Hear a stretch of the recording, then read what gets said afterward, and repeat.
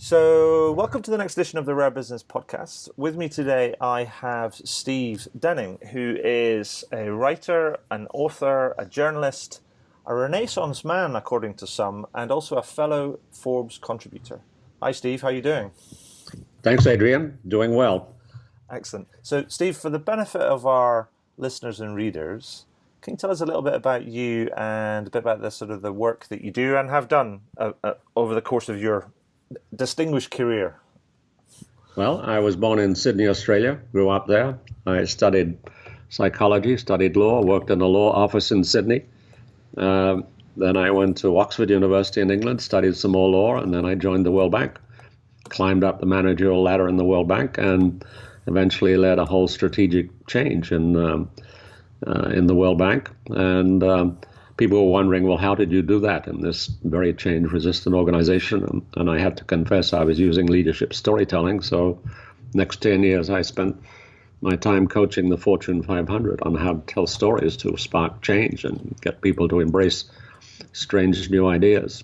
And around 2008, I started to see we could get change going, but it didn't stick. So I started to see whether there are any organizations in the world that knew how to embrace change on a sustained basis. And that's when I got into the whole field of agile and different kinds of management and it's become a huge thing around the world. Excellent. Now, I know that you've recently published a book, or in the process of publishing a book called The Age of Agile, how smart companies are transforming the way that work gets done. I mean, so can you tell us, it's got a really interesting backstory as well, but can you tell us a bit about the book, as a way of context rather? Can you tell us a bit about the book, the problem it addresses, who's it for, how it came about, but also that kind of whole writing kind of process, because it's almost like you talk about agile, but it's almost done in an agile way, I think. Right. The Age of Agile is a book that will be published formally in its print version on February the 8th, 2018, although you can pre-order it now, and the electronic copy will be available on January 25th. Mm-hmm. And it's a book about a different way of managing that has emerged. And it is not just a tool or a methodology or a gadget or a system. It is really a wholly different approach to running organizations that has emerged and gathering steam and force and momentum in the 21st century, and has in fact become a huge movement. And the largest organizations in the world are in fact practicing this different way of managing. And I wrote about this in my 2010 book, The Leader's Guide to Radical Management. And at that point, it was a fairly small phenomenon, but it's grown over the last 7-8 years. And a lot of the book comes from my experience with a group of firms that I've been working with. I set up and organized a group of firms into a learning consortium. Mm-hmm. And they were firms that were interested in learning about this different way of running organizations and interested in cutting through the BS that's around the subject. And a lot of firms are claiming to be agile and are not, and a lot of firms are saying they don't use the term agile, but in fact they are very agile. And so there was a whole lot of confusion about what was working and what wasn't. So I got together with a group of firms, including some big ones like Microsoft, some smaller ones like Menlo Innovation, and everything in between, Riot Games, Ericsson in Sweden,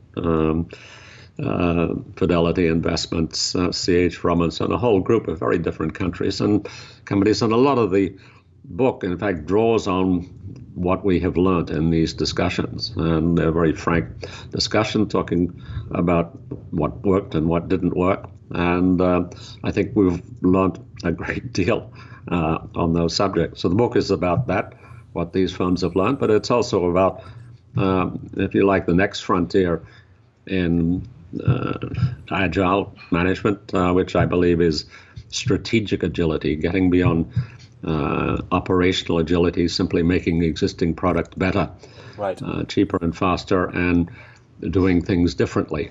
And that requires going beyond what is commonly known as agile management practices. And The third main theme of the book is the headwinds facing Agile. In fact, there are a number of things going on in the world which stand very much contrary to this new way of managing.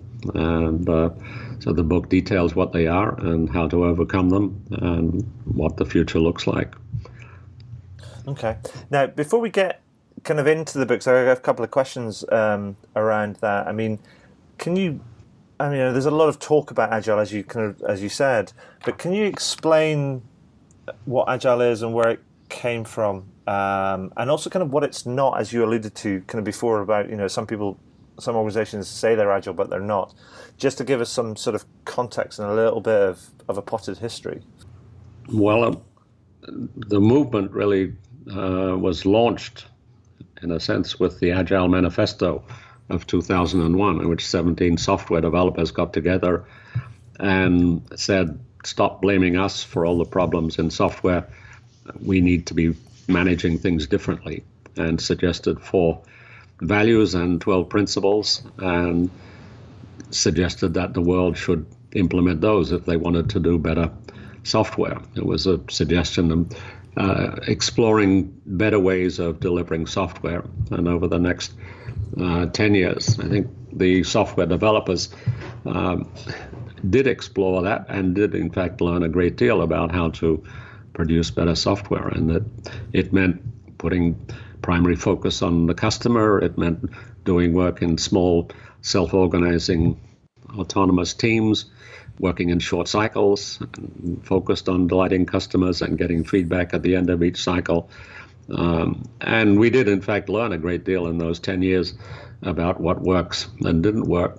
Around 2010 or so, attention broadened to the idea, well, if it works in software and if the rest of the business is facing similar problems of fast change and increasing complexity, why don't we apply this to the whole organization? And so since then, there's been a lot of attention about making the whole organization agile and what's involved in that, and how does it relate to software, and how does it go beyond software.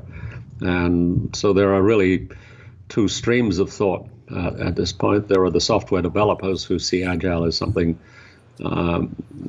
stemming from the Agile Manifesto and really focused on making better software. But there is this broader management stream that looks actually earlier than the Agile Manifesto, looks back to even people like one of my favorites, General Helmut von Moltke, a Prussian general in the 1860s, who was running the Prussian army very much in the mode that we're talking about in the book. And there's also a phenomenon like the skunk works in the 1940s, the Toyota production system, 50s and 60s, the theory Y of McGregor, design thinking, and Simon in 1969.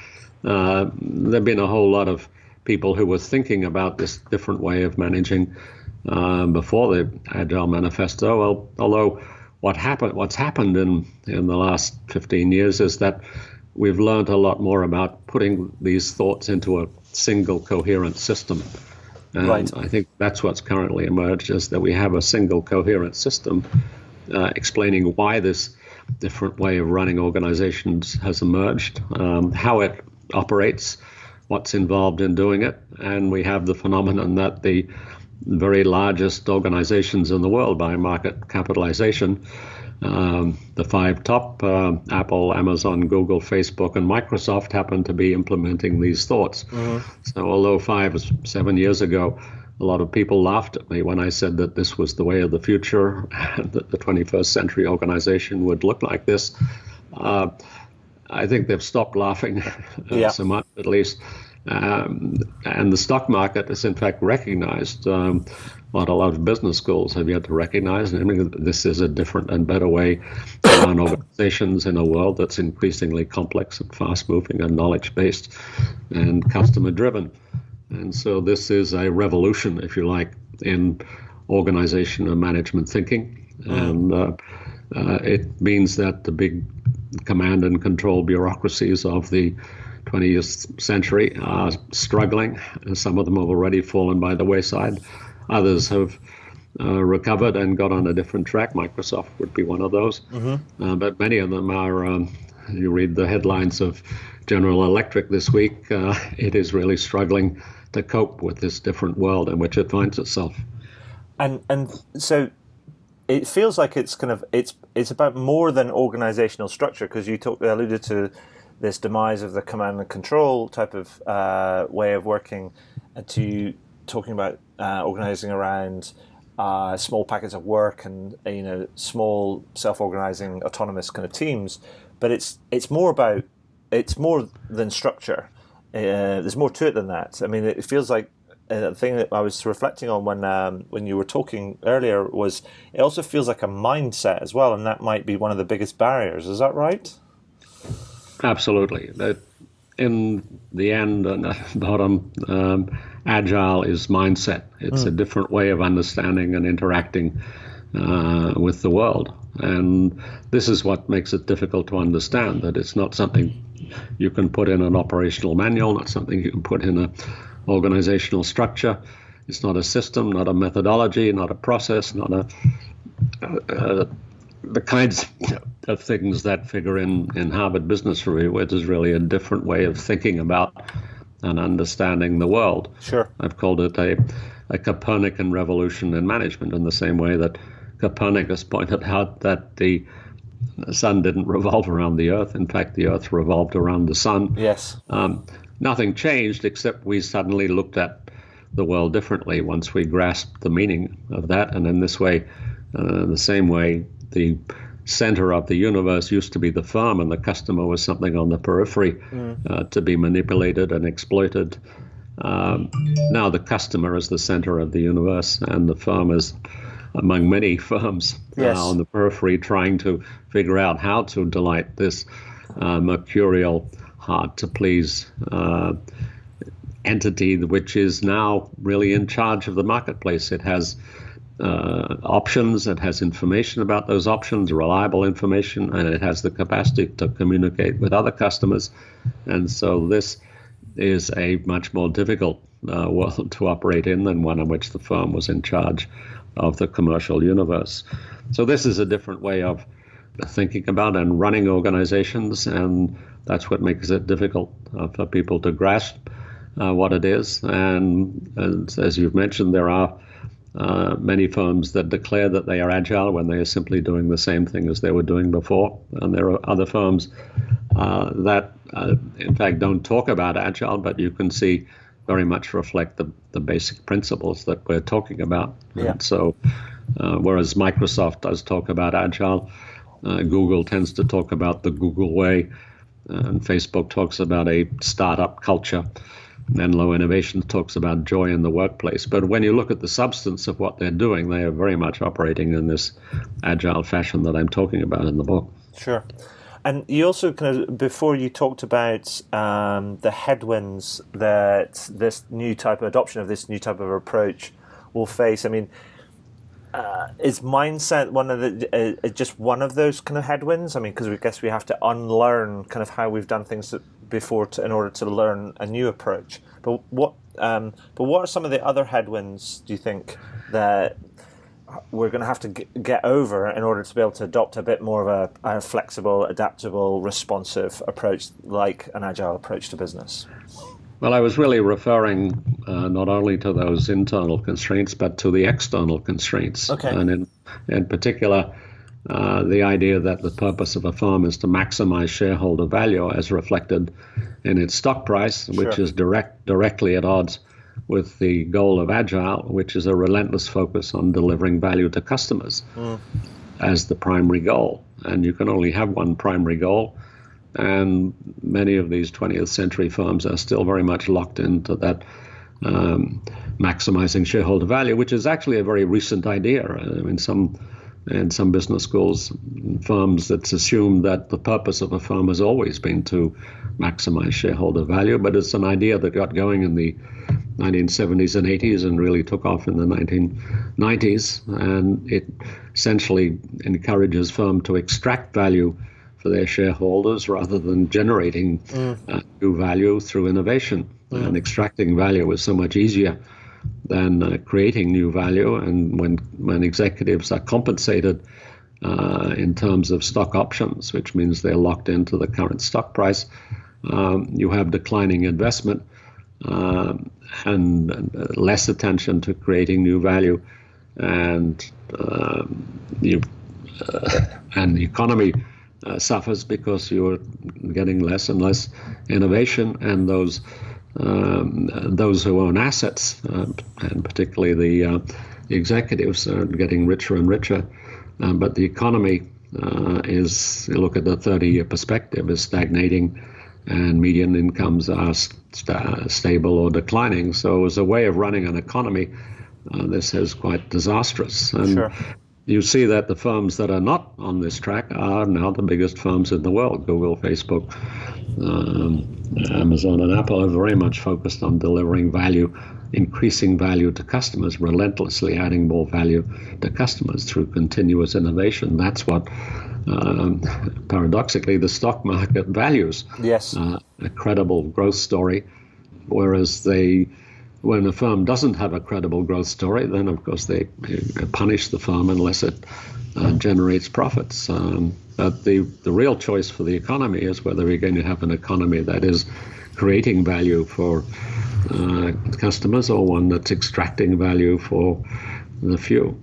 Yeah, your comments there reminded me of one of my favorite sort of quotes that comes from a former professor at LSE and a former governor at the Bank of England called Professor Goodhart, who said when a measure becomes a target, it ceases to be a good measure, and that sort of speaks to me in terms of incentives and what you what you reward is kind of the behavior you get in many ways. And it's almost like the total shareholder return as an idea, because I'm familiar with it I have a background in economics, is an idea that it doesn't feel sustainable over time. It doesn't seem to take all parties into account, and doesn't necessarily appreciate that its place in the world and responsibility. So about time, I would say, that there is a shift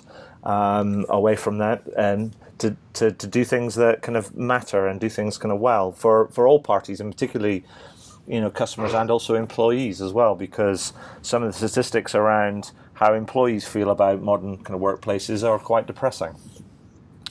Exactly. And Jack Welch, who was as head of GE, was regarded as an exemplar of this in 2009. Came to the conclusion that this was, in fact, the dumbest idea in the world, and to put it bluntly. And just this last week, Larry Fink, the head of the biggest stockholder in the world, BlackRock, with $5 trillion in assets, announced to the world that they will no longer be only looking at that, and will be looking at what is the purpose of the firm. So there are signs that in fact the world is waking up to the disastrous path we're on. Yep. And my book details that progress, as well as the continuing constraints to actually resolving it. Excellent. So, we talked about some of the benefits that people are getting from this type of approach, but can you give me some examples of companies? Other than the ones that that you've kind of mentioned, that might not necessarily be on people's kind of radars, let's say, because quite frankly, many people talk about the usual suspects, right, all of the time, whether it's the Apples or the Googles or the Amazons of this world. But have you come up with, found through your research and your writing, examples of companies that you just think, wow, they're brilliant. They're just doing things in a really fun and fascinating and interesting and innovative way. And so just kind of almost to show the art of the possible, because otherwise we end up talking about the usual suspects and it all feels slightly out of touch. Right. Well, this is not about ever arriving. No. And so I never say that even these celebrated firms have arrived. They are all facing challenges of various kinds. And so all these firms are on journeys, mm-hmm, and they're at different places in the journey, and they're going at different velocities. And some of them are triumphing, and some of them are still struggling. Mm-hmm. And As I say, I learned a great deal from these firms that joined the learning consortium that I helped form. Yeah. And these include well-known firms like Microsoft, but also firms that maybe people don't talk about on a daily basis, namely Ericsson, the firm that runs the networks that actually deliver Yes. the internet to your iPhone or to your Galaxy or whatever it is. A huge company that is on a journey, and other firms of varying kinds. Fidelity Investments, a privately owned firm. Vistaprint, a interesting young firm, less than 10 years old. It makes a great deal of money out of printing business cards, and it makes revenue $1.5 billion a year, $50 at a time. Right. So very different kind of firm. C.H. Robinson is a transport broker. Okay. That services big firms and little firms, shuttling goods and stuff around the world. You have Riot Games, the world's largest game, League of Legends. They're only 10 years old. They were born agile, so they didn't have any transformation, but they still have a set of challenges to deal with. And Microsoft, I mentioned, and we've also visited firms like Spotify and BMW, and we have new members joining us, including American Express and Target and Allstate Insurance. So this is a very varied group of firms, and they are all on their respective journeys. Sure. And they're at different places. Some are highly profitable, like Microsoft and Vistaprint. Others, like Barclays Bank, which is part of the group, is really in very difficult straits financially, and stock price is really very low, and they're really in a struggle for survival. But they see Agile as a way of surviving, a way of reducing costs, a way of coping with the crisis that they're facing. So it's firms that are succeeding brilliantly already and using this to do better, as well as firms that are struggling and finding a way out of the crisis. So it's understanding that this is a journey, Sure. and that these firms are at different places on the journey.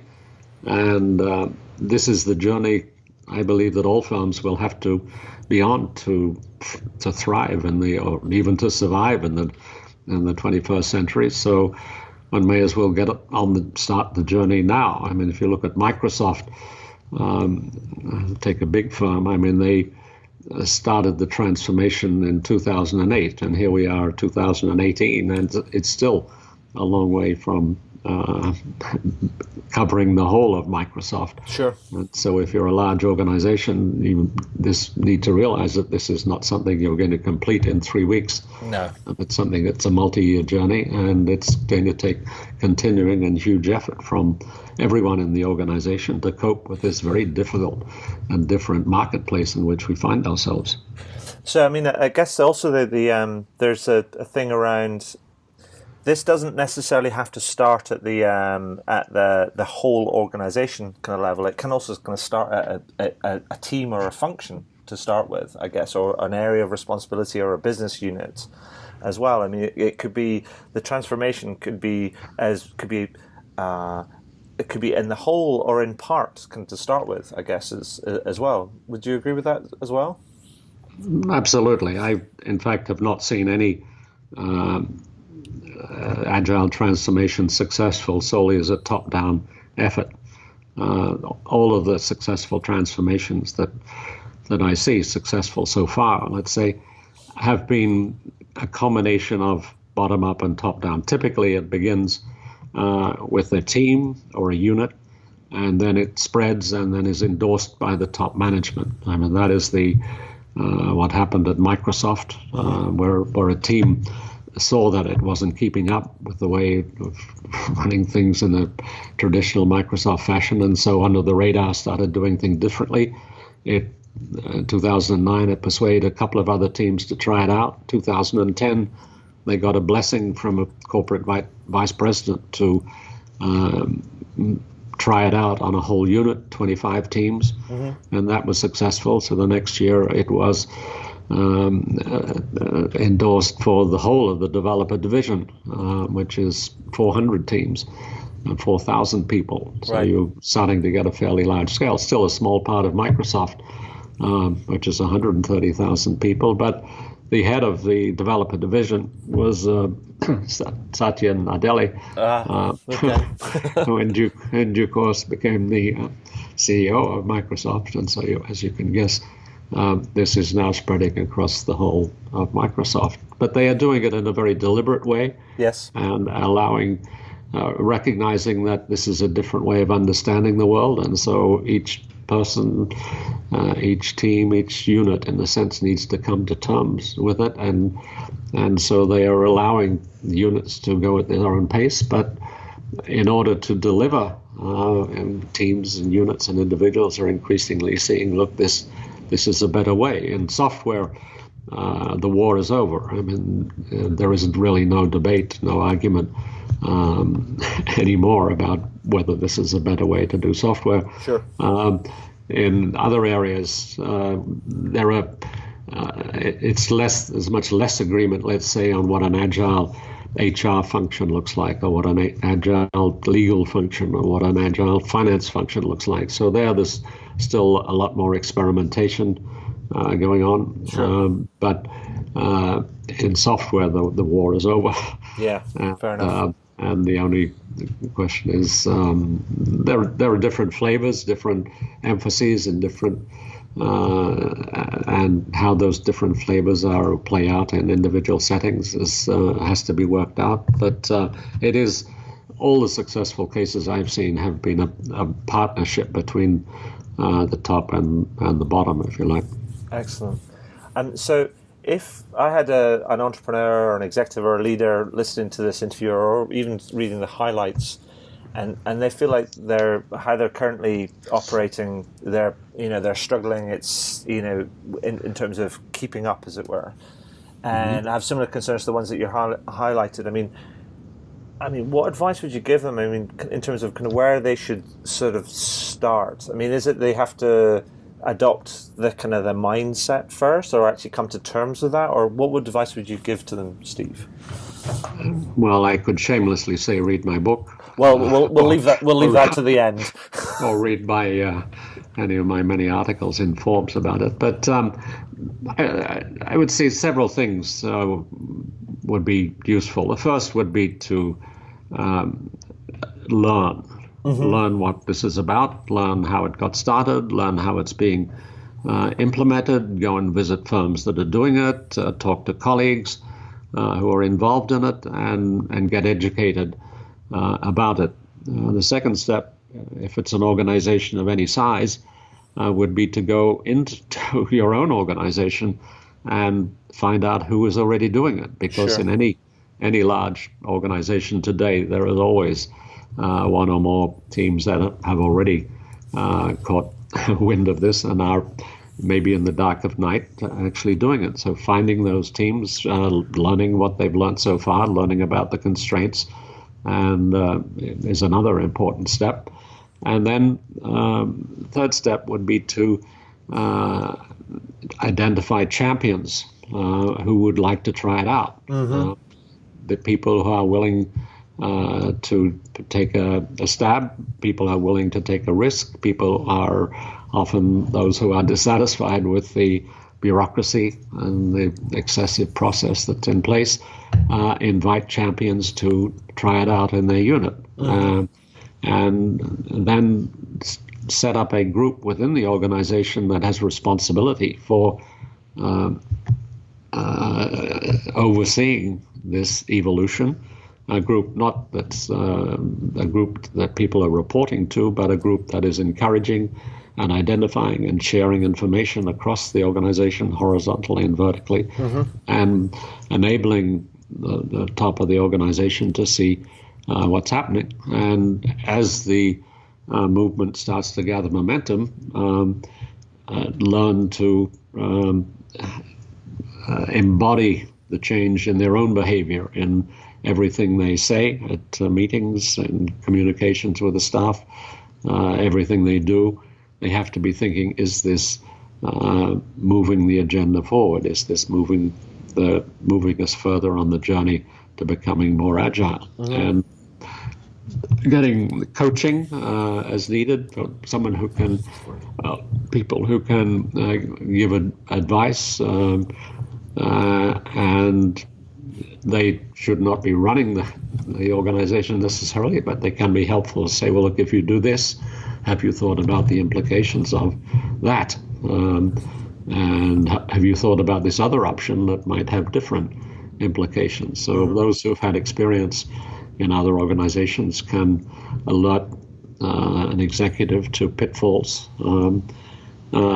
as well as opportunities that they might not be seeing, and recognize that it might take some time to accomplish this. I mean, interesting story from one of the managers, senior manager in one of the firms in the learning organization, was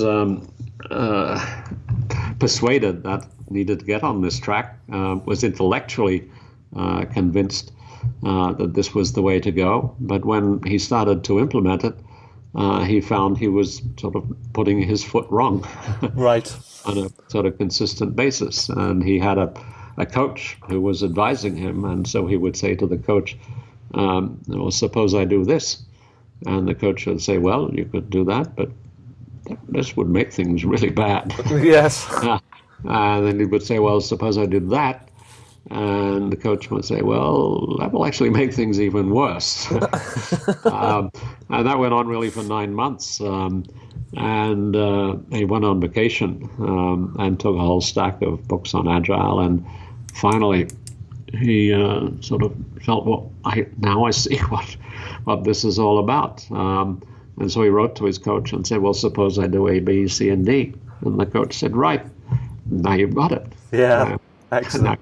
Now you don't need me anymore, because now you're looking at the world the way an agile manager looks at the world. And so that was a 9-month journey, and some journeys will be shorter, some will be longer, but this is, and some people will get it instantly. Some people will say, look, I was dreaming about this kind of a world, and it's just wonderful that it's now happening, and there is a very, very short learning period. But others will take a long time, and others may never get it. Some may never be able to make the transition. Well, I'll just say quickly, I tip my hat to the perseverance of the senior manager who took 9 months and a lot of self-education to actually kind of finally get it. I mean, fair play to him for that. Well, and he is now one of the leading champions within this huge organization for this movement. Excellent. So, Stephen, is there anything else that you'd like to add that we might have missed out before I ask you my final question that I always ask at the end of these interviews? Well, I think this is really about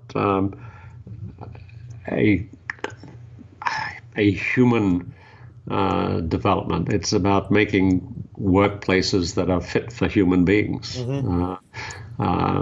Because it's about human beings doing the work for other human beings who are the customers, and giving human beings a clear line of sight to the human beings for whom they are doing the work. And in this way, it's a kind of revolution in thinking about what we do in life, and why are we here, and how we spend our time, and recognizing that being a wage slave for 20 or 30 years is really not a very uplifting life. Sure. And not a very meaningful life. And climbing up a career ladder or making a ton of money is not very meaningful either. But if, in fact, you were spending your life adding value to the lives of other human beings, then you start to see that this is a meaningful way to spend one's brief time on the planet. Perfect. And here to that. So that brings me to my final question that I always ask at the end of these interviews, and I'm honoured to say this is number 250, as I mentioned before we got started, which feels like a bit of a milestone. But the question is this, Steve: is there anything that you would like to shamelessly plug? Well, of course, my book coming out on February 8th is something that I would shamelessly plug, as you say. And it is, you can pre-order it now on Amazon. It will be available as electronic version on January 25th, and the print version will be available on February 8th. But I would also alert your listeners to the fact that on February 8th, I will be offering a vast array of gifts that my various partners and I are offering to purchasers of the book. And there will be coaching, there will be free books, there will be free articles, there will be free videos, a whole set of free gifts that you will be eligible for if you've pre-ordered or ordered the book. So I would hope that you take advantage of those gifts as well as buying the book and hopefully learning and enjoying the book as much as I enjoyed writing it. Steve, that's thank you for that. I will make sure that we get all that sort of linked up and point people in the direction of the book, and also the big opportunity on the 8th. But first of all, I wanted to thank you for your time and sharing the story behind the book, and why this is important, and the work that you've put into it. Because I've sort of watched from the sidelines as you've developed this, and I think that you've done a marvelous job. And I just want to say thank you once again for your time today and spending the time with us today on this interview. So that's been great. Thank you, Adrian.